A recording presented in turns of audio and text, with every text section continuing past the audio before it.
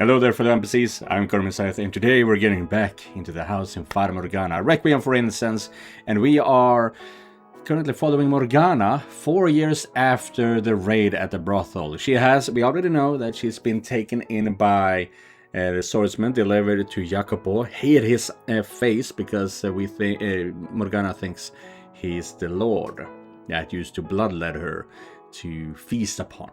Yes. So we know that part. Now we're going to follow more of Morgana's past in the nearly 4 years later. Now, what's going to happen exactly? How everything went to absolute shit for her. Yeah, she's going to be betrayed. She's gonna be dismembered, and she's gonna go insane. With that said, let's go. Nearly 4 years had passed since I had assumed the role of the Lakeside Witch. My 16th birthday was approaching, but my age was perhaps the only thing I had in common with an ordinary teenage girl. Although, if I had grown up like any other girl, having spent my childhood as a saint before being held captive by the Lord and made to witness countless people's deaths, that would probably mean there was something deeply wrong with me. By that point, a terrible cynicism had taken root in my heart. I built high walls around myself, keeping my contact with the outside world as terse and pragmatic as possible. With each passing day, my voice grew more monotonous, my interactions following a well-rehearsed script. My customers didn't make any attempt to force their way into my shell either. I'd begun to suspect they might think me not a witch by trade, but that I had actually formed a pact with the devil and worked his dark magic. No one said as much, but I could sense what seemed to be fear in their voices when they came to me. On the other hand, I never had anyone else try to force themselves into the cottage like the man 4 years earlier, so I would say I had a rather peaceful life. If you consider a life which no one wanted anything to do with you, peaceful, that is. I had also come to learn a fair bit about herbology. I could now make my own medicines, rather than just making do with what was already here when I moved in. Although, a fair bit still amounted to almost nothing when compared to what my predecessor was capable of. Nonetheless, I had relatively solid grasp of what herbs to use to treat different symptoms. Enough to formally assume the name of the Lakeside Witch, at least. And so, time flowed on, uneventful and quiet, until one day, when a young man showed up at my door. Mel! Excuse me, is anyone home? I knew right away that he was a new customer. No one who had traded with me before bothered with such pleasantries anymore. They wanted the process to be quick and frictionless, and I preferred it that way as well. Who's there? When I responded from behind the door, he seemed to be taken aback. Yeah, and this is a quite different... Oh, yeah, it's a different sprite from the one in the main game, because in the main game, she looks very angry and evil, you know? Now she's just sullen. After several moments with no answer, I tensed up slightly and repeated the question. My sister has fallen very ill and she desperately needs medicine. He has a very pretty voice. I was told that the person who lives here is a skilled herbalist. Could I please get something to treat her? What are her symptoms? She's got an extremely high fever that won't come down. She has no appetite, she's only drinking water, and she can't get out of bed. Everyone always seems to be looking for medicines for themselves. I haven't had a customer like him in some time now. We're going to want to lower her fever first. After that, get her on a nutritious diet. I'm going to give you 2 medications. Give her the first while her fever is high, and the second after it's come down. Thank you very much. When was the last time someone thanked me? Here's your medicine. It's powdered, so mix it with some water and have your sister drink it. Are you not going to open the door any wider? Is that necessary? No, sorry. Just a second, let me get you your money. I take supplies for my services, not money. Oh, I didn't realize. I'm so sorry. This is all I have on me today. Would you maybe be willing to accept this as payment today? Very well. Is that a gold coin? Those herbs aren't worth nearly this much. Just who is this man? And what on earth is he doing here at a witch's cottage? In any other situation, I wouldn't even have been tempted to look. What if he saw me? He would think me disgusting, ridicule me like everyone else. It didn't hurt knowing what people thought of me, but it was hardly pleasant hearing it vocalized either. And what if he decided to do something in that moment I dropped my guard? He could force the door open, have his way with me. He doesn't seem like that kind of a man, though. Trust was about the farthest thing from my mind when interacting with people these days. I always remain on high alert, keeping a safe distance from everyone, no matter how good they appeared on the surface. But for some reason, I felt strangely comfortable in this young man's presence. At the time, I couldn't have explained why, but in retrospect, I imagine it was largely a result of his upbringing. He spoke in a clear, well-enunciated voice. He had a polite, friendly air about him, which I could feel even through the door. It wasn't the sort of well-mannered you could fake with a bit of practice, nor the sort you are now encountered out in the middle of nowhere. Curiosity took hold of me. I had to know what he looked like. I wasn't going to throw the door open, of course, and I had no intention of inviting him in either. I just wanted to get a little peek at him through the crack in the door. So I opened it ever so slightly wider than usual when I reached out to take his payment. Ah. Oh no, he saw me. Wow, I didn't think you would be so young. I guessed you were a little older. Well, thank you for doing business with me. And I'm sorry for not coming properly prepared. If I need any more, I'll be sure to bring supplies next time. All right. Again, I really appreciate it. Have a nice day. You too. That's a slight smile, very, very slight, I think. He saw my face, and he wasn't disgusted. He actually smiled. I was so caught off guard I thought for a second that maybe my face had healed. So I ran over to the water basin, and a glimmer of hope in my heart gazed in at my reflection. But the face looking back at me was the same as always, a grotesque, unsightly, patchy mess. Part of me was disappointed, but more than anything, I was flabbergasted by what had just happened. How could he smile at the sight of this face? For a split second, my mind slipped back in time 4 years. The man who had applied ointment to my face, he had never seemed disturbed by my appearance either. Not long afterward, the young man called upon my cottage again. He said that the medicine had briefly relieved his sister's symptoms, but that he had failed to actually cure what ailed her. Herbal medicine required patience and persistence before its effects manifested, I informed him, to which he responded with a sad smile. He was a handsome young man, not far from what I imagined from his voice, and the smile suited him quite well. There was a distant elegance emanating from him. Ragged clothing aside, it was about how I envisioned a fairy tale prince might look, though I knew quite well that those only existed in fiction. Real nobles were terrible, miserable, reprehensible people.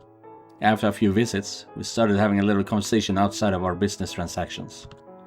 He told me his name, Mel, as well as his sister's, Nellie, and I told him mine. Mel was 17, only a year older than me. Then one day, he invited me outside for a walk. It's not healthy to stay holed up inside all the time. You got this beautiful lake right here. What do you say we take a little walk around the shoreline? I was going to turn him down, but my mouth seemed to disagree with my mind, and the next thing I knew, I was taking a walk with someone for the first time in years. Although, with might be something of a stretch, I kept a safe distance from him as we walked. Mel seemed disappointed with my unwillingness to get any closer, but I couldn't bring myself to trust him that much yet. Nonetheless, it was a momentous enough occasion that I felt justified describing it as such. I'm sure I made him uncomfortable on numerous occasions during our walks. To say I acted disagreeably would be an understatement. Any time he closed the gap between us, I stepped a little further away. Every response I gave was curt, and I repeatedly shut him down whenever I started getting wistful or sentimental. The Morgana of 4 years prior might have been a little softer with him, a little more human. Maybe she would have given him a little smile or a pout instead. But that girl was long gone, yeah. I despised the humanity that had once started taking root in me, and I endeavored to be something different again. In one instance, he heard a robin chirping and said, "If I had wings like a bird, maybe I could be free too," to which I responded, "There isn't not a single creature living in this world that is free." Birds regularly get shot down by hunters or preyed on by larger birds. The idea that they are free is nothing more than man's short-sighted delusion. Sorry, I guess. No, I should be apologizing. I wasn't trying to attack you. I simply lacked the ability to properly emphasize with others. I do not understand people. So please, if I say anything that upsets you or makes you uncomfortable, don't assume that was my intention. Sure. Maybe you're hiding it, or maybe you just don't know it yet, but I think you got more empathy than you're letting on. Surely you can't say anything affects you at all. You are human. At one point, that was true. Although it was perhaps somewhat difficult for others to see. I felt great beauty in the world when I knelt before the gravestones. But such sentiments have long since been lost to me. So you don't have to be so closed off. I might not be able to do much for you, but I do want to get to know you better. I want to understand you. So if you ever feel like talking about yourself, just know that you've got an eager pair of ears here. Okay? If there were ever someone who could understand me, if there were ever someone who could understand what I am now, who could empathize with me, who had been through trials as great as mine, they would not be human. Shit. I kind of forgot that she actually said that. Now, as I was reading this again, I just got flashbacks. Yeah. She's going to meet Michelle. But she's not, though. Not really. What do you mean? That you would need to be far removed from any idea of humanity to have a chance at understanding me. Regardless, I do appreciate your kind words. Sure. So, out of curiosity, do you have anyone really important to you in your life? Not at the moment. Does that mean you used to? I'd love to hear about them, if you don't mind. They're all long dead. 4 years ago, something unpleasant occurred. And as a result of that, I was forced to part ways with the people who taught me that humans have the capability for kindness. Oh, I'm sorry. Well then, if your sister's condition worsens again, come see me. Farewell.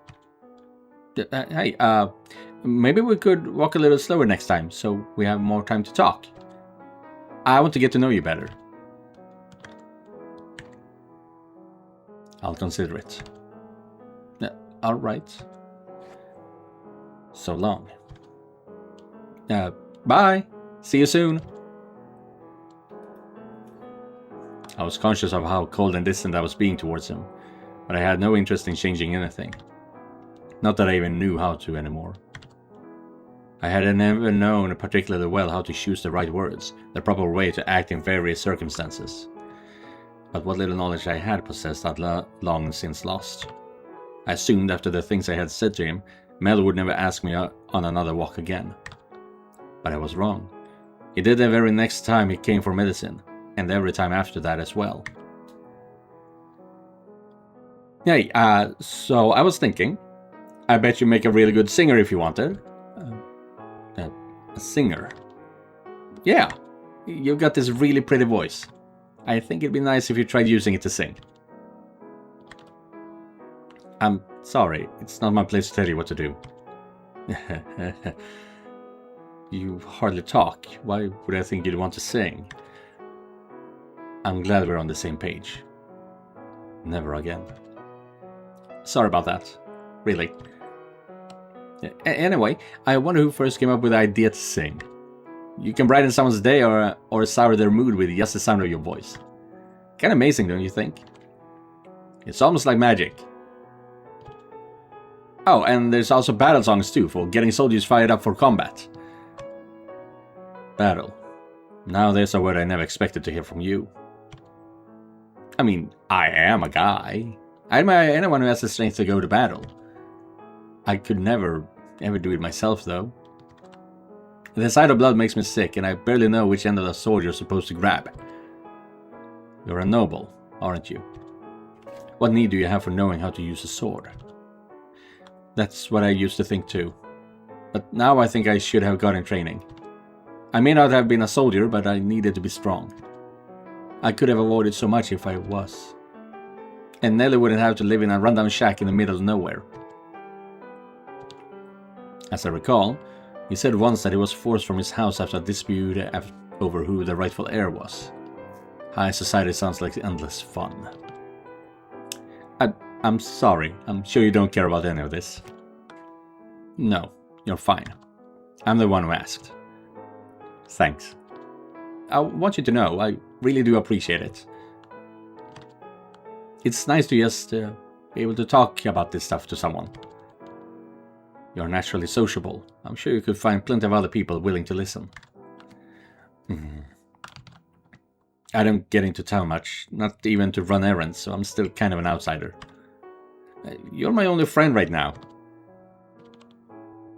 I hope that wasn't too presumptuous of me.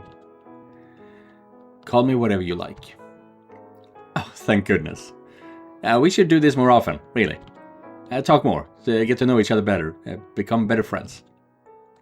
To what end? No end, just, you know... Having friends is better than being alone. That's all.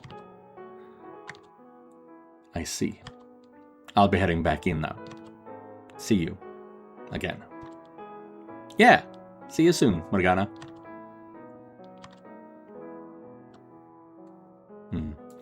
Little by little, his words were getting closer to reaching the old me. Not enough to provoke an actual response, of course. But that wasn't his fault. I had locked myself up too deeply. I no longer knew how to express emotions, most especially those that result from human warmth. However, I had regained enough of something to feel a sort of nostalgia in my interactions with Mel. And I thought perhaps, with enough time, I could go back to who I had been just 4 years prior. But shortly thereafter, he threw all that into the wind with a single utterance. I'll take anything at this point to make her better. I'll even take a miracle if I can get one. He appeared exhausted that day, much more than usual. His sister's condition had begun to worsen again. That one muttered word set off a spark in my head. It sent me back in time, well beyond when I was taught humanity 4 years ago, to my very origin. I was the daughter of God. My blood had healing properties. And the instant I remembered that, there was only one course of action I could take. Without a moment's hesitation, I informed him that miracles did exist, that I had been born a saint, and that my blood had miraculous powers. That after leaving the village of my birth, my power had only ever been misused.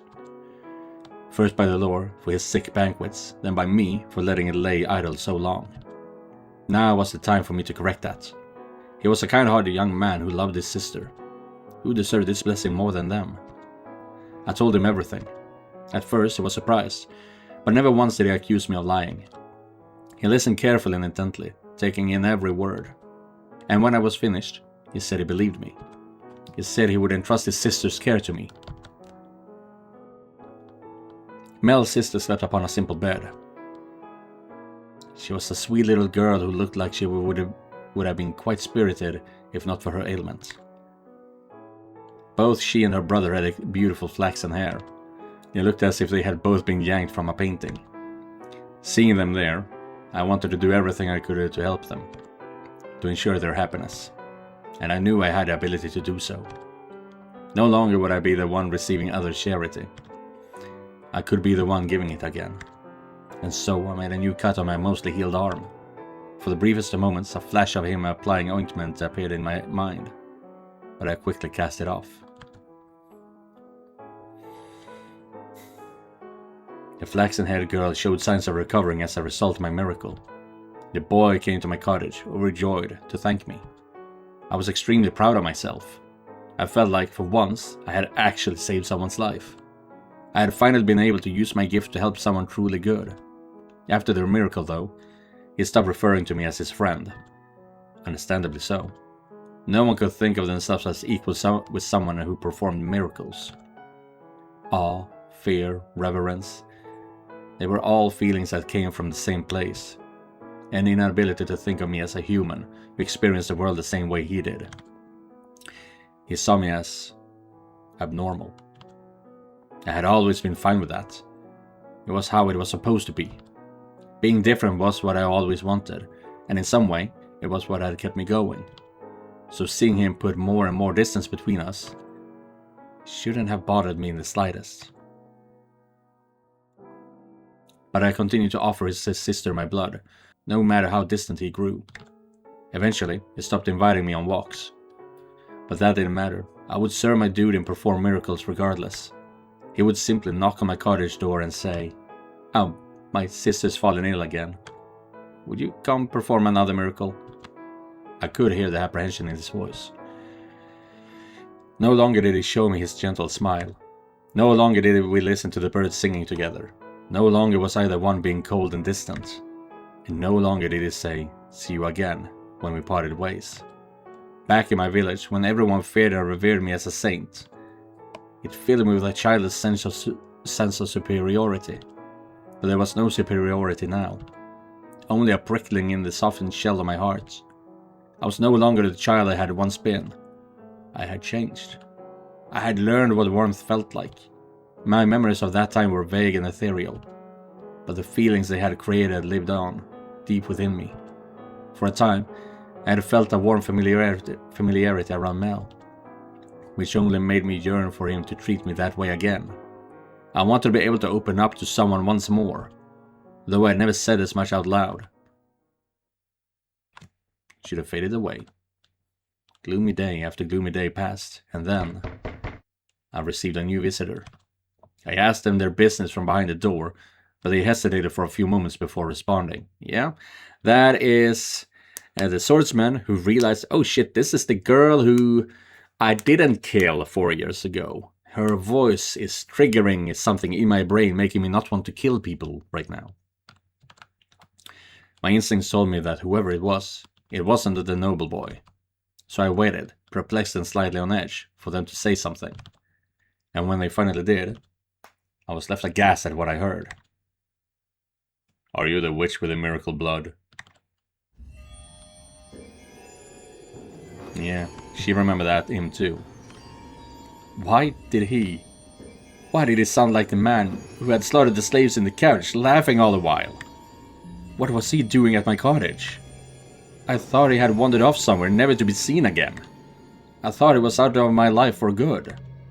Why did he call me a witch? And how did he know my blood had powers? Had Mel told him? Or maybe his talkative little sister had gone running around blabbing about it. I should have been clear with them. Made absolutely certain they knew to keep their mouths shut. "Please leave." It took all my strength to get those words out without my voice shaking. I could hear the screams from 4 years ago echoing in my mind. I could see the limbs flying, the blood pooling at my feet. My heart was pounding so hard I could feel it pulsating in my ears. "Please stay away from my home." After all that time I had spent forgetting about everything. Closing myself off, finally finding peace. Why did this monster, who reminded me only of senseless violence and death, have to come back into my world? I never wanted to go through anything like that again. "I am in need of your blood. Could you not spare a little?" "I have nothing to spare for a man like you. My blood is only for the sick and needy. So please, go away. Stay away from me. I'm begging you. Get away from this place. You're a murderer. I want nothing to do with you. So please, just go away." "As you say." Is he gone? Oh, thank heavens. My eyes feel like they're burning. No, Morgana, you have to be strong. You cannot let this get to you. Be strong. You have nothing to fear. Nothing to fear.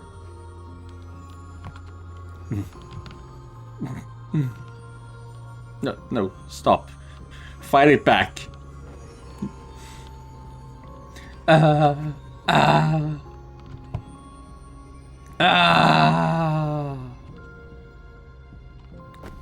had sworn never to cry again.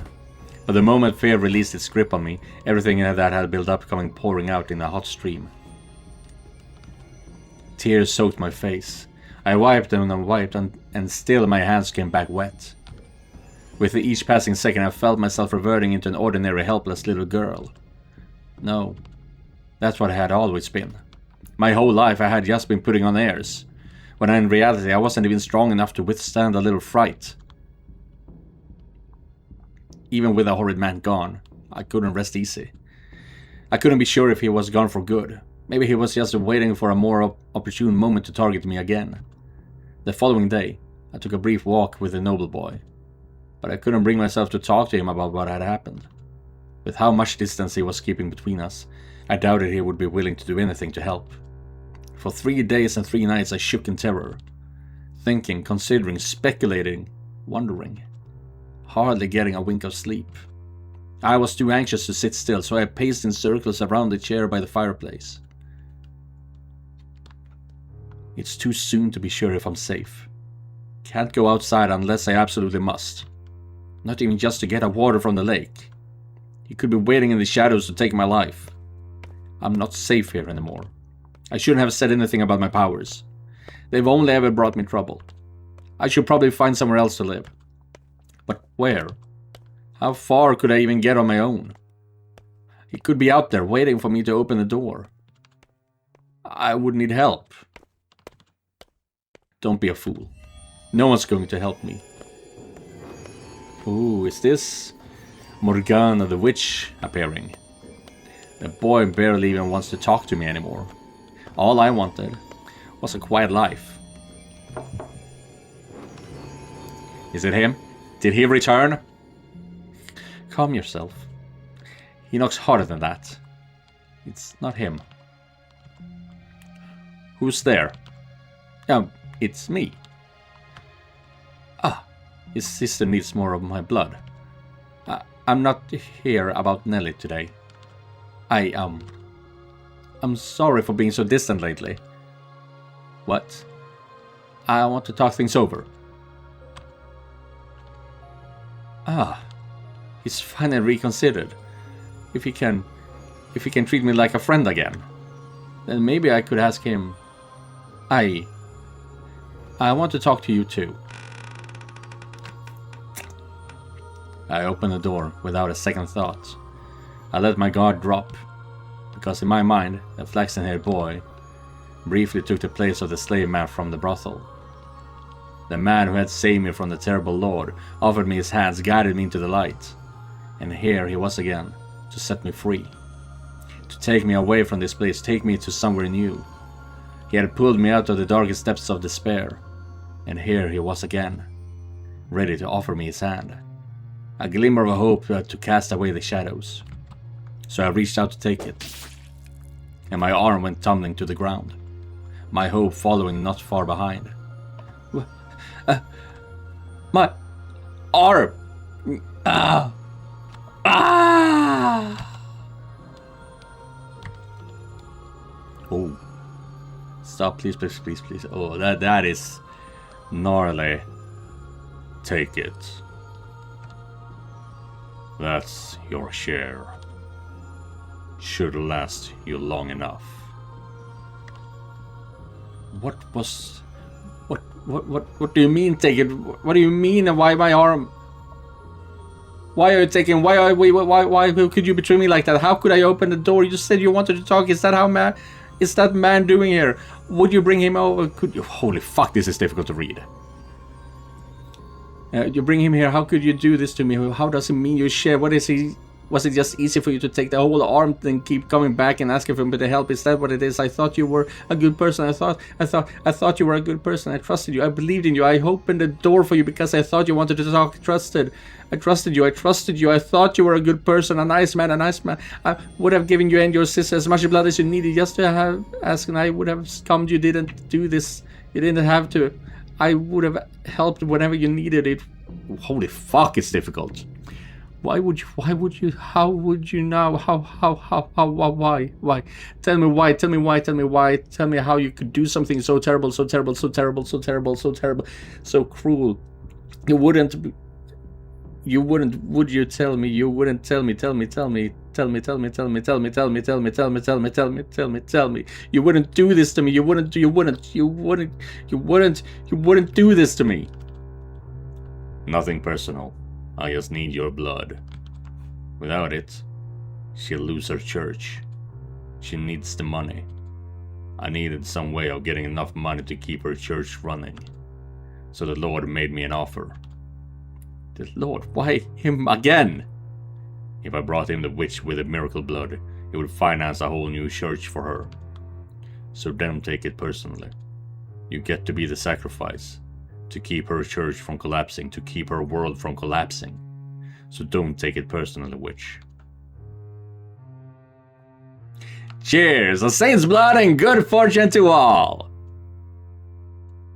You're a damned witch wearing a saint's skin! Yeah, that's when she went insane, huh? No, I'm not a witch. That's a lot of text. After cutting off my left arm, the strange-looking man stuffed me into a sack and tied me up and threw me over his shoulder and carried it away somewhere. And while he was walking, he muttered at me over his shoulder, explaining where we were going. Is it all one long sentence? Fuck off! Apparently a new church run by someone called Scythe, and she was going to give my blood to patrons of the church, saying it was some kind of miracle elixir.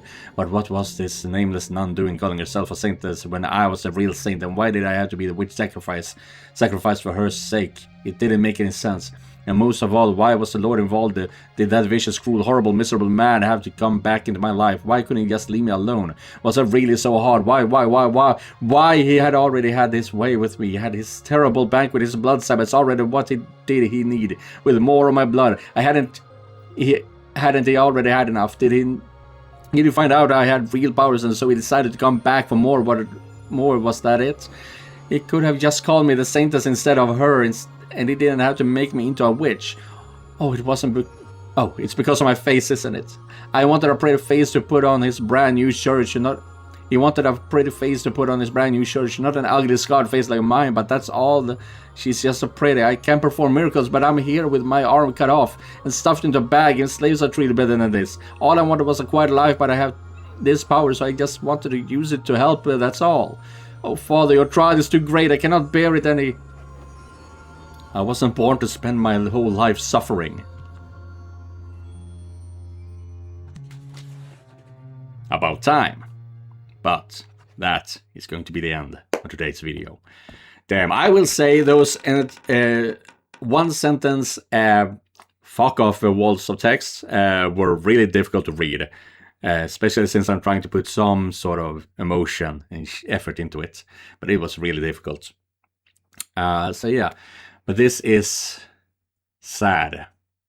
Definitely. That's really all I can say. We've seen this part in the main game, and now we're just repeating the same story again. So it's a bit unfortunate that we're seeing this, I think. It's still good though, but I would have wished... we have already seen this, so I would have liked to have seen more of Jacopo. I mean, but yeah, she's no longer has an arm, and everyone she's ever trusted, everyone that has ever helped her in a good or bad way, is now turned against her. Yeah. So, with that said, thank you guys for watching, and an extra thank you to all the members of this channel. Don't forget to like and subscribe, and I'll be seeing you guys in the next one. Goodbye, everyone.